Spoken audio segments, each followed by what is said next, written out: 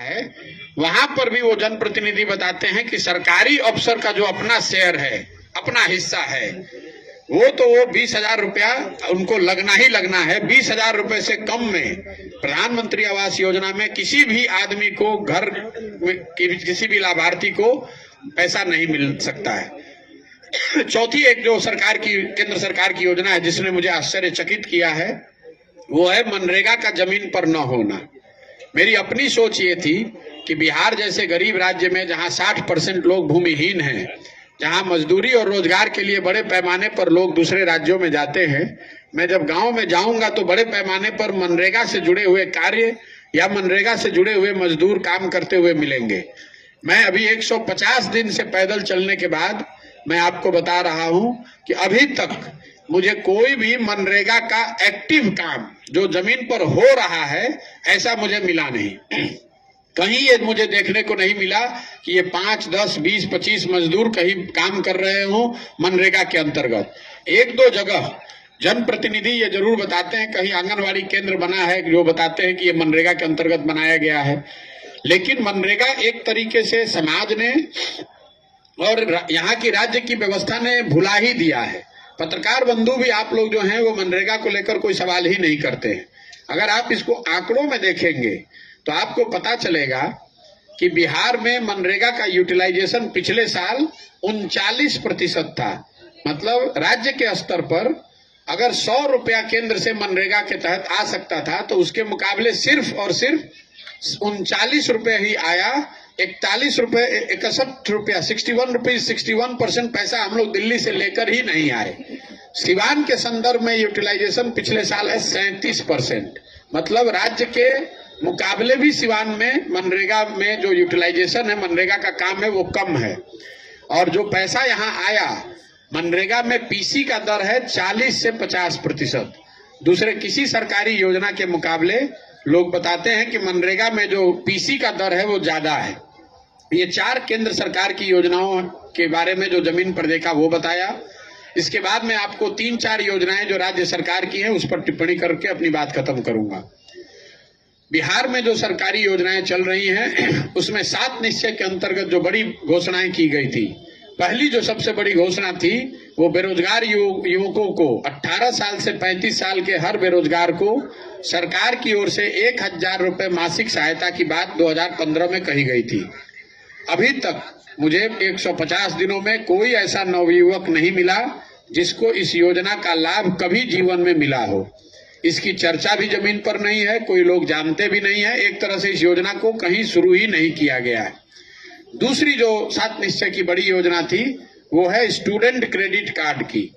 जब ये योजना बन रही थी उसमें मेरी कुछ भूमिका थी, तो हम लोग का अनुमान था कि बिहार में 1,25,00,000 नवयुवक ऐसे हैं जो 12वीं के बाद पढ़ाई के लिए, जिनको स्टूडेंट क्रेडिट कार्ड के माध्यम से बैंकों से सस्ते दर पे पैसा मिल जाएगा, ताकि वो उस तरह की डिग्रियों को हासिल कर पाएंगे जो उनको रोजगार दिलाने में मदद कर सके और उस डिग्री को हासिल करने में उनको अपने परिवार पर बोझ नहीं बनना पड़ेगा। इस योजना को भी करीब करीब लोगों ने और समाज ने भुला ही दिया है। कहीं पर भी स्टूडेंट क्रेडिट कार्ड के लाभार्थी मुझे नहीं मिले। 2-4 इक्का दुक्का लोग यदा कदा मिलते हैं जो बताते हैं कि उन्होंने स्टूडेंट क्रेडिट कार्ड में अप्लाई किया है। कुछ लोग ऐसे भी मिलते हैं जिनको स्टूडेंट क्रेडिट कार्ड में फायदा पहले मिला है, अब उनको नौकरी नहीं मिली है, तो वो इस बात से चिंतित हैं कि उस पैसे को वापस कैसे करेंगे। इन 2 योजनाओं के अलावा 7 निश्चय की 2 और योजनाएं हैं जिसकी चर्चा आप लोग करते हैं। पहली योजना है हर घर नल जल की योजना। सिवान जैसे जिले का जो सरकारी रिपोर्ट बताता है कि 81% नल जल योजना चल रही है। मैं पदयात्रा के दौरान जो मैंने देखा उसके आधार पर मैं आपको बता रहा हूं कि 2/3 से ज्यादा, करीब करीब 2/3 नल जल योजना कहीं नहीं चल रही है। पश्चिम चंपारण में ये आंकड़ा मैंने 90% बताया था। 100 में 90% नल जल योजना पश्चिम चंपारण में नहीं चल रही है। पूर्वी चंपारण में, गोपालगंज में और सिवान में कमोवेश 2/3 नल जल योजना काम नहीं कर रही है। या तो योजना ठीक से बनी नहीं, जो बनी तो चली नहीं, या चली तो चल के बंद हो गई। इस योजना में जो तकनीकी खामी है जो भ्रष्टाचार हुआ है वो तो अलग बात है। जो सबसे बड़ी समस्या एक और नई खड़ी हो गई है कि जब योजना को बनाया गया तो उसके जमीन के स्वामित्व पर क्लैरिटी नहीं रखी गई। ये योजना जहां किसके जमीन पर बनाया जाएगा, इस बात को लेकर नीचे इतना कंफ्यूजन था कि कई जगहों पर जो वार्ड सदस्य थे उन्होंने अपनी जमीन पर ही इस योजना को बना लिया।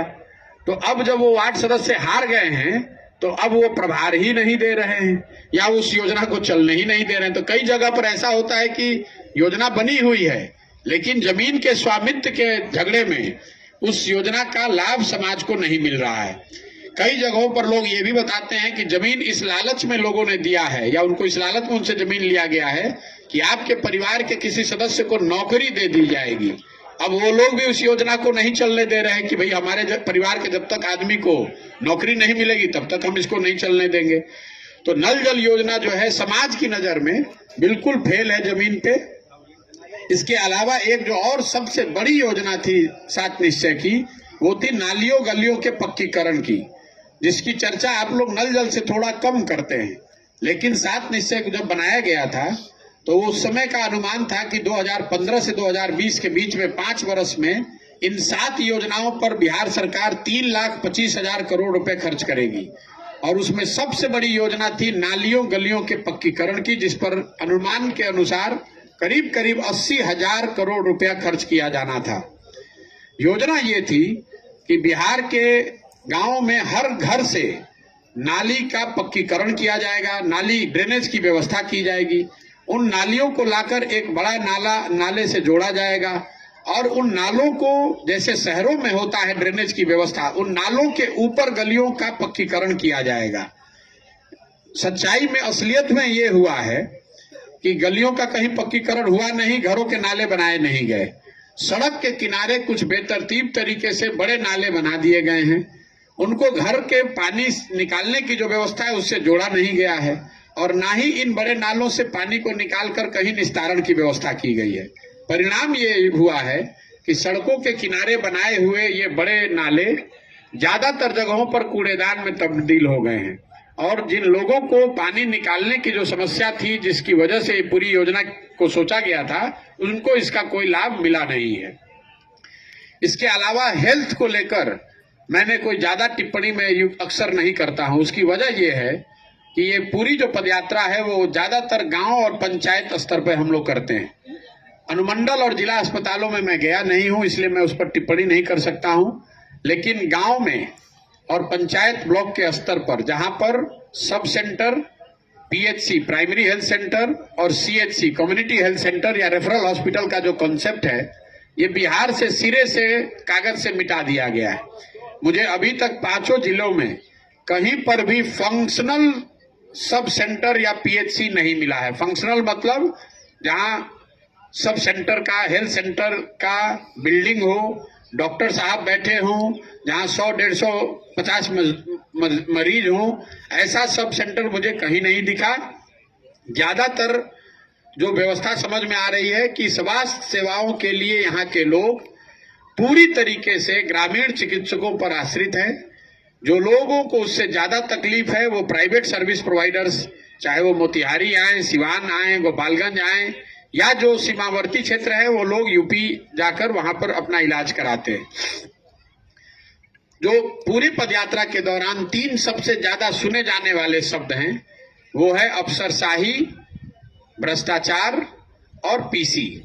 अफसरशाही से परेशान जनता, जो लोग भी मुझे मिलते हैं, चाहे वो गरीब व्यक्ति हो, जनप्रतिनिधि हो, सामाजिक आर्थिक तौर पे रसूख वाले लोग हो, इवन पत्रकार बंधु लोग, समाज का हर वर्ग बिहार में अफसरशाही से परेशान है।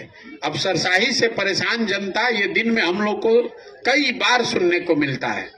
दूसरी बात भ्रष्टाचार का, सरकार का कोई ऐसा काम नहीं है, चाहे आपको जमीन का रसीद कटाना हो या आपको पासपोर्ट बनवाना हो, कोई भी सरकार या थाने में एफआईआर कराना हो, समाज में एक तरह से इस बात में पूरी तरह से इस बात की एक्सेप्टेंस है कि भाई कोई भी सरकारी काम बिना पैसा दिए, बिना घूस दिए आज की सरकार में आप नहीं करा सकते हैं।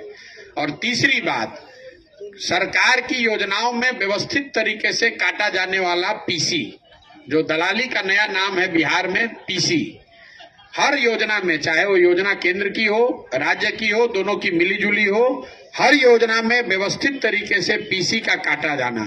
तो अफसरशाही से परेशान जनता, बिहार सरकार की सारे ऑफिसेज में, कार्यालय में व्याप्त भ्रष्टाचार और सभी योजनाओं में काटे जाने वाला पीसी, ये तीन सबसे ज्यादा शब्द सुने जाने वाला है। एक और जो समस्या हम लोग सुन रहे हैं वो है सड़क और बिजली को लेकर। ये दो ऐसे क्षेत्र हैं जिसको ज्यादातर हम लोग मानते हैं कि नीतीश जी की सरकार में इन दो क्षेत्रों में सुधार हुआ है। लोगों का मानना है कि सड़क बन गई है, बिजली आ गई है। तो मैं आपको ये बता सकता हूं कि बिजली जरूर हर जगह आ गई है, इसमें कहीं कोई दो मत नहीं है। सरकार का दावा वहां ठीक है। बिहार के हर गांव, हर टोले में करीब करीब बिजली है। मुझे अभी तक कोई ऐसा गांव टोला नहीं मिला जहां बिजली नहीं पहुंची है। लेकिन बिजली को लेकर समाज में एक जो बड़ी परेशानी है वो है उनकी नजर में गलत और बड़े बिल का आना। ज्यादातर गांवों में, हर जिले में, सिवान में भी लोगों ने जो बताया कि लोगों के पास 2000, 4000 से लेकर 1 लाख, 1.25 लाख रुपए तक भी लोगों के बिल आए हैं। बढ़े हुए बिल के आने के बाद लोगों को लोक अदालतों का चक्कर लगाना पड़ता है, या जिन पर फौजदारी के उनका कनेक्शन काट दिया गया है, या फिर कुछ ऐसे भी लोग मिले जिन पर फौजदारी का केस हुआ है जिसकी वजह से वो घर और छोड़कर भाग गए हैं लोग। सड़कों का जहां तक सवाल है, वहां पर नेशनल और स्टेट हाईवे में जरूर सुधार है, इसमें कहीं कोई दो मत नहीं है। लेकिन ग्रामीण सड़कों की हालत लोगों की नजर में, और जो मैं भी देख पा रहा हूं, जितने गांव में हम लोग गए हैं, कमोवेश वही है जो लालू जी के जंगल राज के दौरान होती थी। ग्रामीण सड़कों की स्थिति बिल्कुल बदहाल है। या तो सड़क बनाए नहीं गए हैं, या अगर बनाए गए हैं तो 4 वर्ष 5 वर्ष पहले बनाए गए हैं, उसके बाद उसकी मरम्मती नहीं हुई है। या कुछ लोग ये बताते हैं कि अभी कुछ दिन पहले ही सड़क बनी है जिस पर कि जो इतने खराब क्वालिटी का है कि तुरंत टूट गया। गांव में एक जो बड़ी समस्या ग्रामीण सड़कों को लेकर है वो प्राइवेट जमीन को लेकर जो विवाद है उसको देखने को मिलता है कि कई बार ये पता चलता है भाई ये सड़क क्यों नहीं बनी है, तो लोग बताते हैं कि पूरी जो जमीन है उसके बीच में कहीं किसी एक प्राइवेट व्यक्ति की जमीन है, या वो दावा कर रहा है कि मेरा जमीन है। उस चक्कर में पूरे गांव में सड़क ही नहीं बनी है, और उस विवाद के निपटारे के न होने की वजह से ज्यादातर गांव में आपको इस तरह के लोग मिल जाते हैं जो बताते हैं कि उनके गांव या गांव के अंदर उनका वार्ड या उनका घर या उनका मोहल्ला सड़कों से कटा हुआ है। मोटे तौर पे अभी तक जो हम लोगों ने देखा, सुना, समझा, आज की सरकार को लेकर, नीतीश कुमार जी की सरकार को लेकर जनता में या तो उदासीनता है या गुस्सा है। सरकार को लेकर उत्साह या सरकार को लेकर आशान्वित लोगों की संख्या बहुत कम है। ज्यादातर लोगों ने ये मान लिया है कि इस सरकार से तो कुछ नहीं होना है। जब भी लोग से आप बात करेंगे तो लोग यही बताएंगे कि बदलाव होना चाहिए। बदलाव के तौर पर क्या होना चाहिए उसको लेकर मतभेद हो सकता है, उसको लेकर अलग अलग लोगों की अलग अलग सोच हो सकती है। लेकिन बिहार में बदलाव होना चाहिए, इसको लेकर मैं समझता हूं कि करीब करीब समाज का हर वर्ग ये कह रहा है कि बिहार में बदलाव होना चाहिए। मेरा ये अभी तक का अनुभव रहा है। आप अपने सवाल पूछ सकते हैं। बहुत बहुत धन्यवाद।